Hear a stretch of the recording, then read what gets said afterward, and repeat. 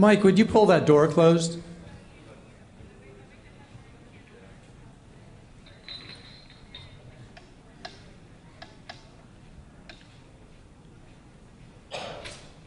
We'll go ahead and get started. Good afternoon. My name is David Wilmot. This is the panel on oceans in the federal budget, sink or swim. Given the current political climate and what's going on with the budget in this country, you would think that everyone who cares about the oceans would seriously be paying attention to this. Those of you who chose to be here, I can promise you, you're in for a little bit of a treat.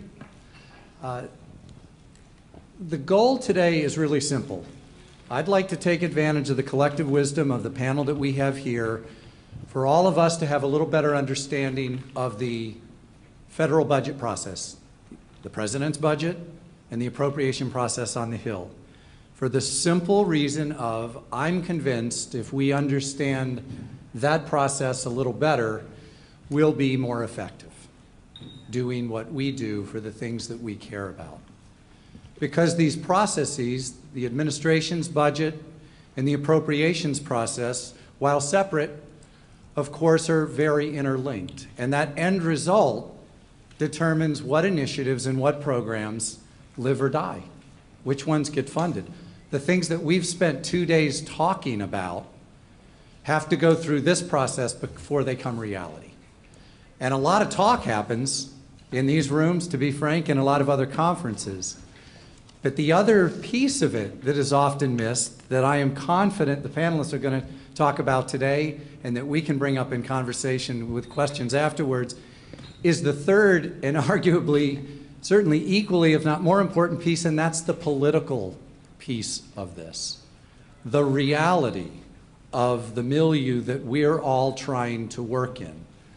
So again, it's so nice to sit here and share our bright ideas, but they have to be translated through a budget process to get the money to make it work and a political process where the people who have the power want to make it happen. So that's why we wanted to put this panel together, bring some folks in who were very fortunate today to have some real expertise, both from the administrative side and on Capitol Hill, to help us understand it better so that we can do what we want and need to do a lot more effectively. So what we're going to do is have each of the speakers come up and speak for 10 or so minutes. A couple may choose to sit and speak. It's going to leave plenty of time for questions. So I think that we'll hold all the questions to the end and we'll jump right in. Our first speaker is Emily Woglom. Emily is the Director of Government Affairs for the Ocean Conservancy. Some of you may remember Emily from the Nature Conservancy, where she was in their marine program before joining the Ocean Conservancy. And before that, she was at the Office of Management and Budget at OMB, where her portfolio included the NOAA budget, policy and budget side of it. So she has a lot of expertise, and she's going to talk to us about the administrative budget side for a few minutes. Emily?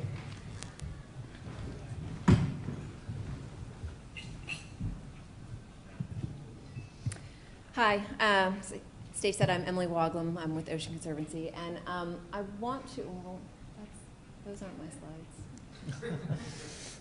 Well, while they're coming up, I just thought I'd start by giving a bit of an overview of the federal budget process on the administration side. Obviously, as most people know, the administration puts together the president's budget, which goes up the second Monday of February every year, and from there the appropriations cycle moves on. So I thought I'd preview a little bit of sort of how it works within the administration, try and point you to a couple of places where you can find more information about programs you might be interested in, and then talk a little bit about what folks who are interested in ocean issues can do to try and influence the budget process.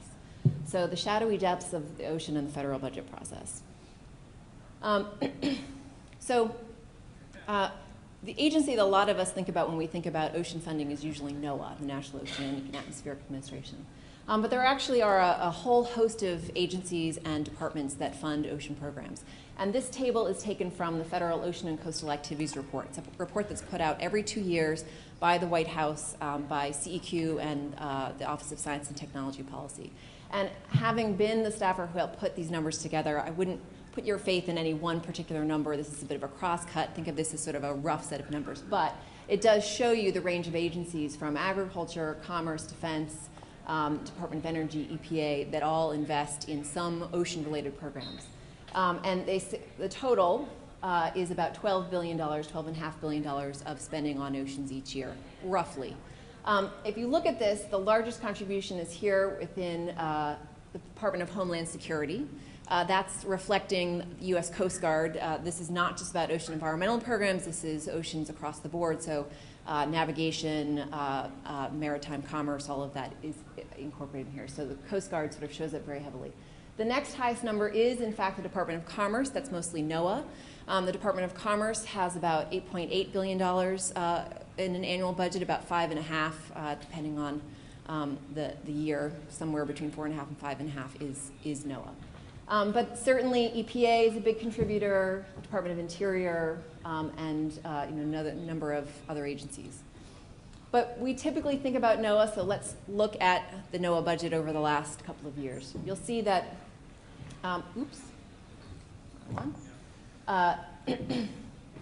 we had sort of a period of relative stability between 2004 and 2008 where things hovered around the $4 billion mark. That started to go up a little bit in 2009 and 2010. And over here I've put the President's budget proposal for 2011 and 2012. And you'll see that they've in fact requested significant increases. But because of some of the political realities and fiscal realities, we haven't seen those translated into actual appropriations. One important thing to know when you're looking at what's the status of ocean funding is to think about the NOAA budget. NOAA budget is made up of 2 accounts. The ORF account is the Operations, Research, and Facilities account. That's the core funding that pays the rent, that pays salaries, that is the grant money. And then the PAC account stands for Procurement, Acquisition, and Construction. The PAC account is where they pay to acquire new weather satellites, if they want to buy a new fisheries research vessel, if they want to build a new building. And so what you can see in this chart is that the growth in the proposed budgets has largely been in the PAC account. The growth in the NOAA budget is largely being driven by an increased need for funding for satellite programs. That the core operations of NOAA, that funding for that core operations has stayed relatively flat.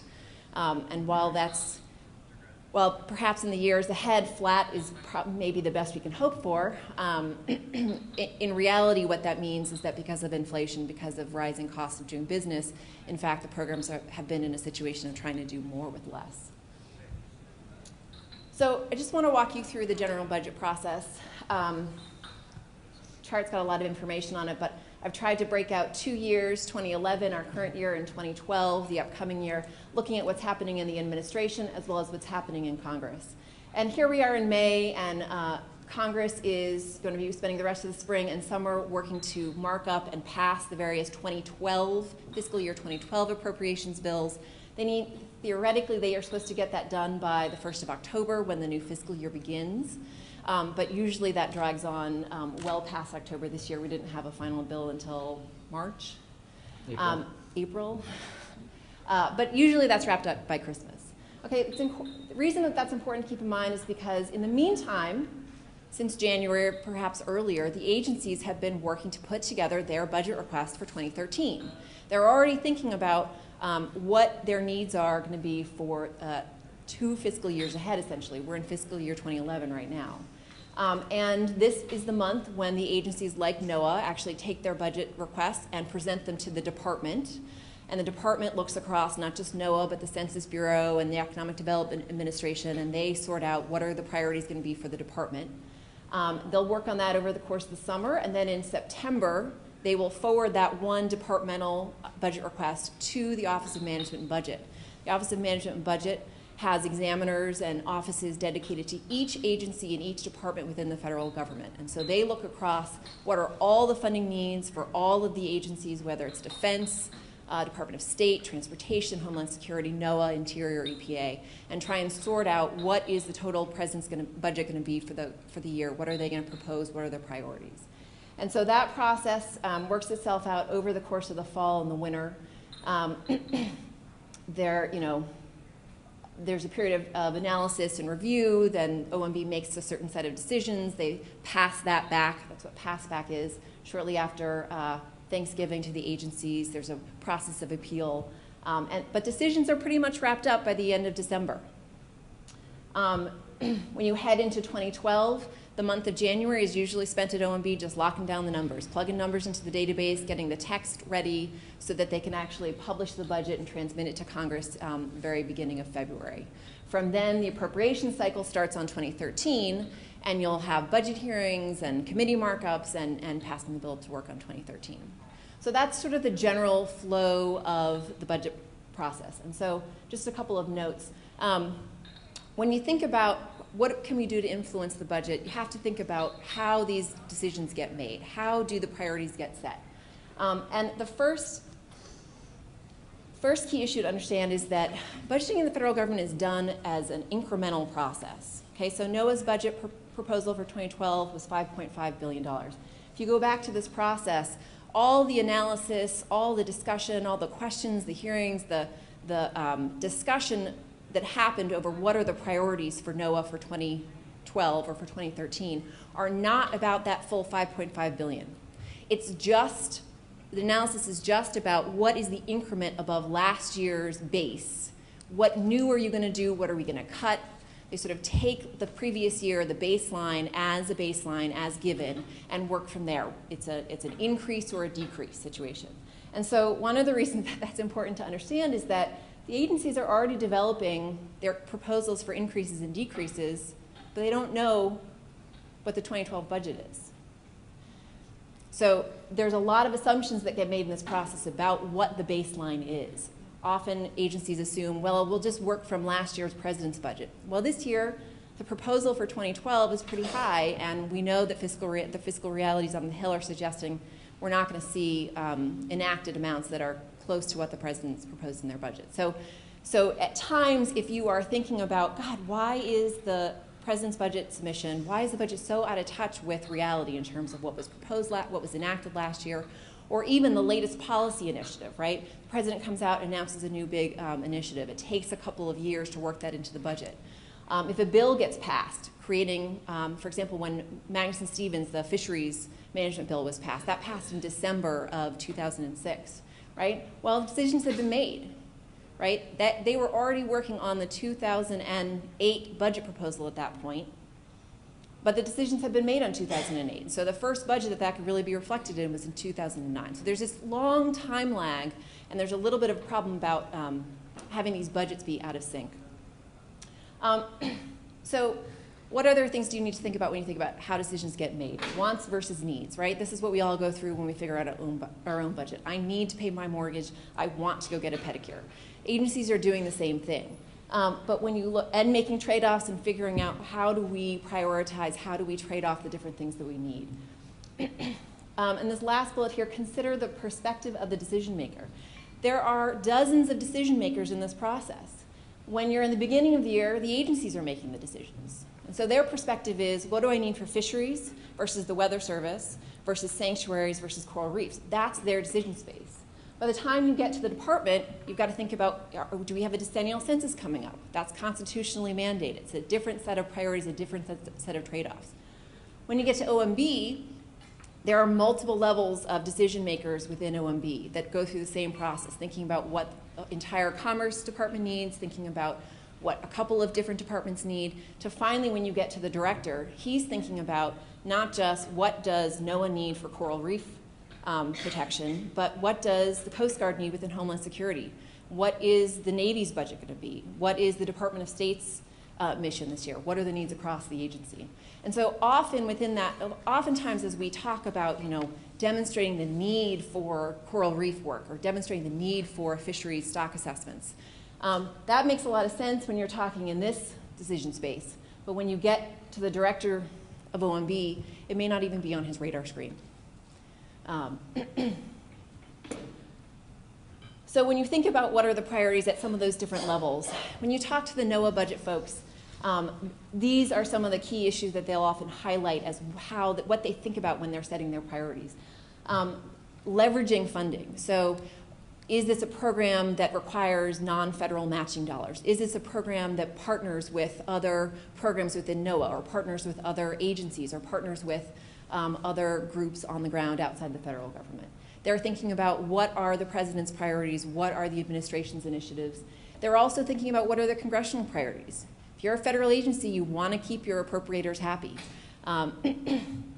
They're thinking about what are their new legislative mandates. When Magnus and Stevens passed, it set some really hard targets for when certain decisions had to be made, and that required a certain amount of data. There was a lot of push behind that. And then this last one, lawsuits. The people at NOAA get sued a lot. Lawsuits are expensive. They're not good PR for the agency, and so that was often an issue that they were thinking about in terms of where they're directing their funding. At the Office of Management and Budget, again, the priorities are a little bit different. They're thinking about the president's priorities and the policy initiative. They're making their decisions a little bit closer to the time when the budget actually comes out, and so a lot of times big national initiatives get stuck in through the OMB process because it's just a little bit more in sync. Performance, performance, performance. That and competitive funding. These are two of the big issues that the folks at OMB are thinking about. Every administration has a different approach to performance-based budgeting. If you look at most people, and I'll show a graphic from this, most people read the NOAA Blue Book to get their information. This is actually the cheat sheet. The real NOAA budget is about 6 times as thick. It's a huge document. You can get it online. And when you look at that, every increase that they request in funding or every decrease that they propose in funding has to be associated with a performance metric that shows the increase in the benefit to the taxpayer based on that increase in funding. And the idea is they're trying to make decisions between transportation and Coast Guard and coral reefs, and how do you make some of those trade-offs, and their approach is to try and quantify the benefits through performance-based measures. Competitive funding.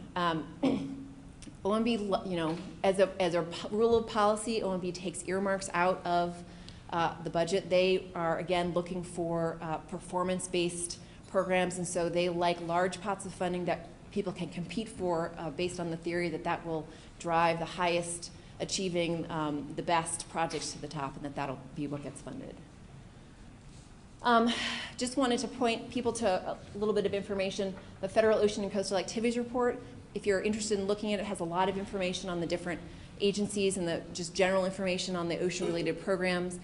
It is available on the White House website, although I could never find it other than just Googling it, so I'd recommend doing that. The Blue Book, which I'm going to talk about in a second, this I think is the most useful source of information if you have a particular program that you're interested in and seeing what the budget, again, that's available online.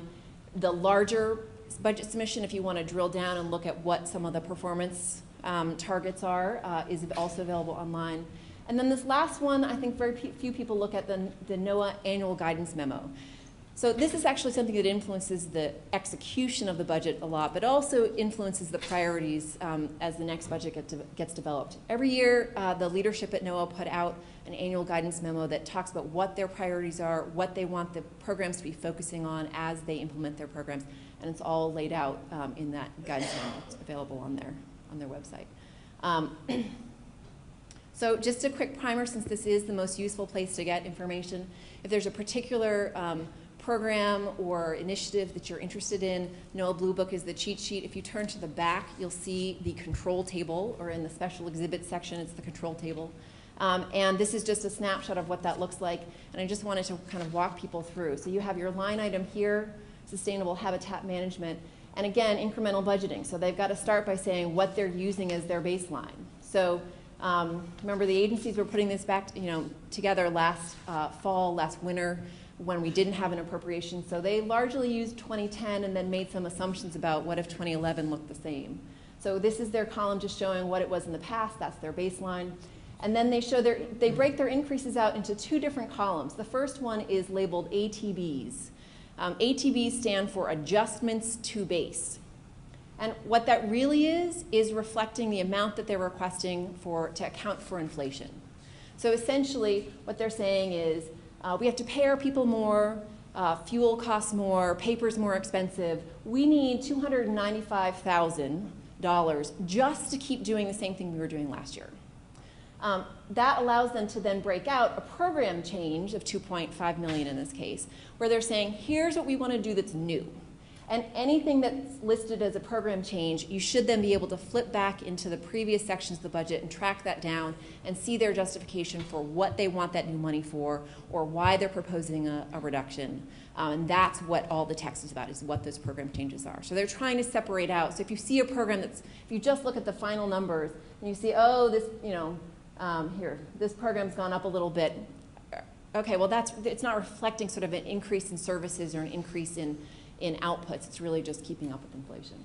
And then a final note, you look at this and you start getting horrified at all the zeros that are there. They're zeroing things out. Again, as a matter of policy, usually what that's reflecting is that these are earmarks that have been included in the congressional budget, and as a matter of policy, the administration zeroes that out every year.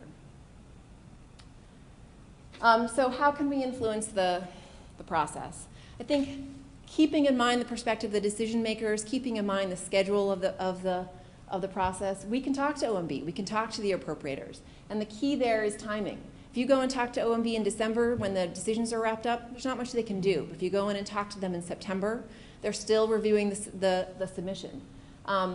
Encouraging the members, your delegation, your members of Congress, to go also weigh in with appropriators and to weigh in with OMB, that can also have an effect.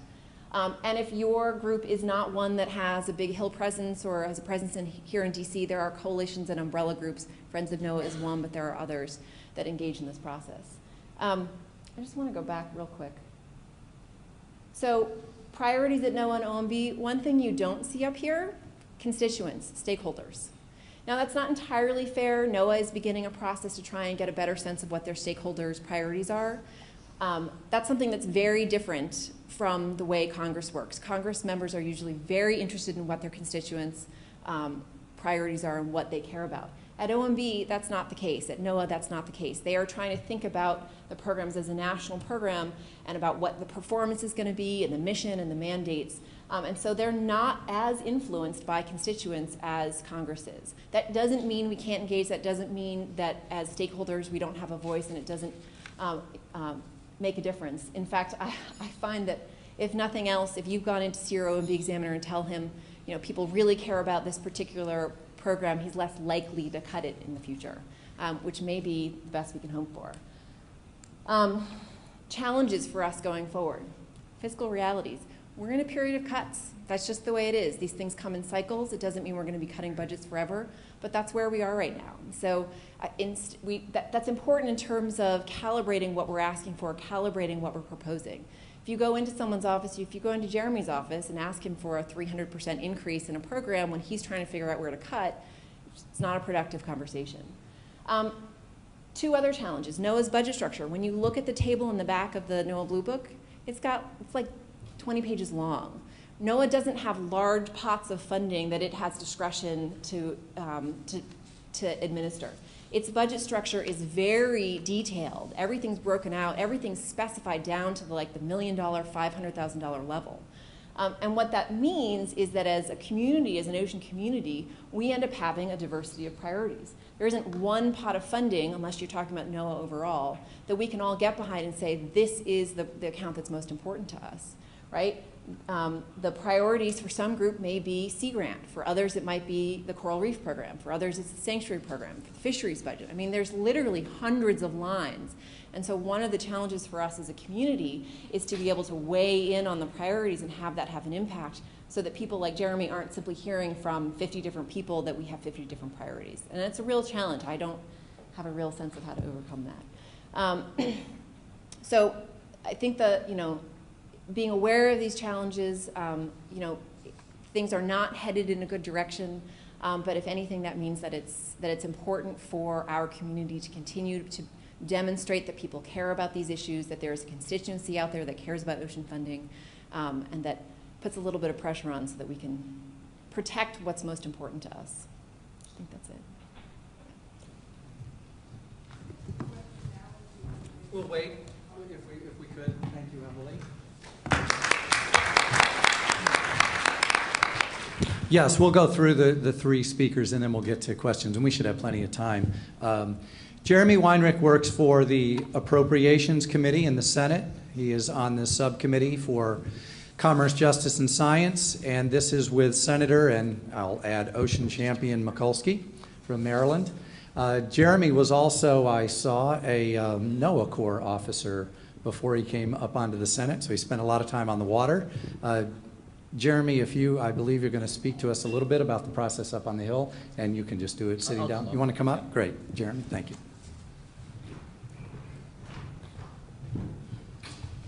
Thanks, David. It's good to be here today, and it's certainly talking to a group like this, and the fact that you're interested in this is very important.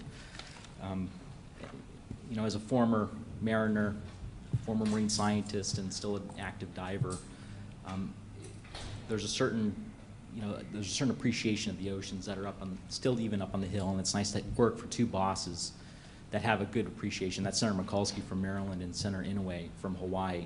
Senator Inouye chairs the Senate Appropriations, and Senator Mikulski chairs the Commerce, Justice, Science Appropriations, for which I work. And I handle the commerce accounts. So what I was going to do was to dovetail on what Emily spoke about, is kind of talk a little bit about the congressional side, but mostly focusing on the Senate side in terms of that process. I think in talking with David, I think what would help you out most was to kind of give you an overview of how 2012 is shaping up, but then also to help provide some advice in terms of how, when you speak to folks up on the Hill, what's going to resonate best with your leaders.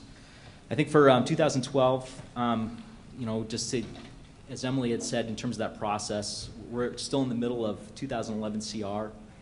The agencies are still going to give us back a spend plan, so 2011 is still ongoing, and that's something that's still on our radar, even though OMB is done with it. In fact, to some extent, OMB is a little bit done with FY12 because the budget came out in February. What they do is they basically pass the football to Congress, and the House does their version of a bill, spending bill, and then the Senate does theirs. I can tell you that Chairman Inouye is still looking to keep us on a regular schedule. What that means is that we're still going to hopefully get the bills out of, all of our appropriation bills out of full committee and subcommittee before the August recess. Usually we'll get done about June or July. And then from there, it's up to leadership in terms of where things go. Basically, I mention this only because the good news is the time is still right for you to still talk to Congress, talk to your senators, and talk to your congressmen about what it is that you're looking for. In terms of the budget outlook, that's kind of, I guess, a little bit what the bad news is. Fiscally, 2011 was very tight, and 2012 is going to be just as tight, if not tighter. To give you an idea of what tight is, Commerce, Justice, Science, we have three different departments in there. We totaled up, it's about $60 billion.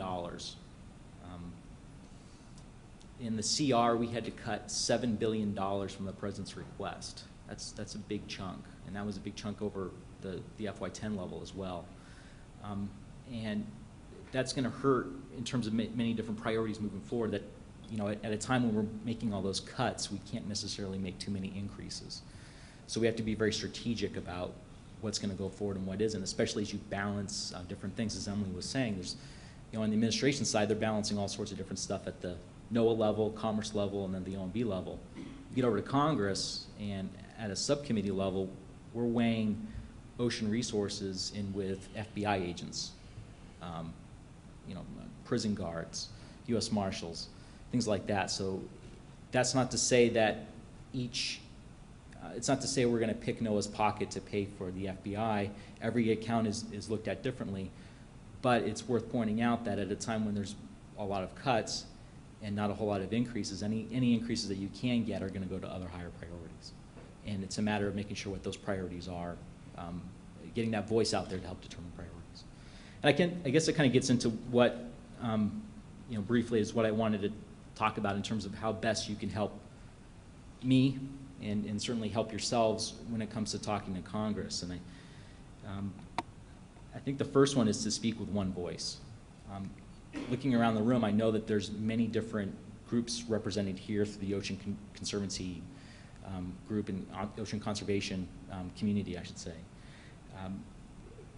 And I think as in gatherings like this, people can kind of find some common elements. But I know that when everybody leaves, those common elements sometimes go away. And it's very important that when you do talk to folks up on the Hill, that you do speak with one voice, and you do it in a way that is going to help to lift all boats. I guess it's the difference between whether or not you want to help promote the ocean or support the ocean, or you want to help promote your own program that supports the ocean. Those are two different things. And I think sometimes at a time when the cuts are so low, to be able to identify what is going to be the best option and find what that common interest is, because you can actually, your voices actually will be heard very well. And it's also worth noting, I mean, this is the blue book that Emily brought up. Just as OMB creates this and just as the administration creates this is something that I look at. So there's tables in here that we cross-reference. Your senators, your congressmen, they cross-reference it too, so that when you speak to a program, make it identifiable to people that you're going to be talking to. And that gets into my next point, and that is to make realistic priorities.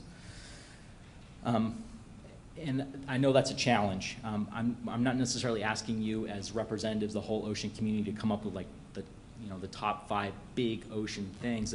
That's although that would be very helpful, I know that can be sometimes unrealistic. But you do represent different subsets of the ocean, whether that's ocean education, fisheries management, coastal zone management, ocean research. It's good to look at those subsets to determine what is going to be the higher priority, whether that's going to be ocean acidification or harmful algal blooms. These are things that are very important, but looking at what the administration is going to support in that budget year and then be able to translate that to Congress to be able to help that momentum go forward, that's extremely important. And make sure that's realistic. I mean, if you're coming to me looking for, taking like the National Marine Sanctuary Program, of which is very good, but doubling that program, and that's your hard over request, that's not something that's going to be achievable. It's good that you're going to be championing that, but just understand that when you come for requests, even just a little bit, even if you're just supporting the president's budget request, that's actually very meaningful. I guess my third point that I wanted to make was to make sure your issues are relevant on a national level. Just as I mentioned before, on the subcommittee level, we're balancing many different issues. Justice Department, Science Department being NASA and NSF. And then certainly within commerce, we have trade issues, we have economic development, jobs. You're going to need to take your ocean issues and elevate those up on a national scale, and that's extremely difficult, but it's very, very important, because that's what is going to help resonate with your members, especially when you get coastal state members, and that's going to be very important that they have some nugget to be able to live forward. So figure out what's going to resonate well, and you will find the champions there on the Hill. But that lends itself to not only on the subcommittee, but when you're dealing with the members themselves. My boss being one of them, Senator Mikulski, as chairwoman of Commerce Justice Science, she has a good eye for oceans. But as a senator for Maryland, she's looking at all sorts of different things. Community development grants, education funding, anything from economic growth. I'm using her as an example of someone who is when the budget's very low and things are cutting, tough choices need to be made, and so you want to make sure that whatever those high priorities are that you have are going to be also translate to high priorities that your members have. That's pretty much what I wanted to speak about, because I was going to actually be open for any questions afterwards. But like I said, even though the fiscal times are going to be pretty tough right now, don't give up in terms of being able to get that message out and push. I know many of you are going to be speaking in Congress tomorrow. That's extremely important, because we need to get that momentum. You need to keep that momentum going, even as the fiscal times may be tough in the next couple of years. Thanks. Thank you, Jeremy. I know there are going to be some good questions afterwards.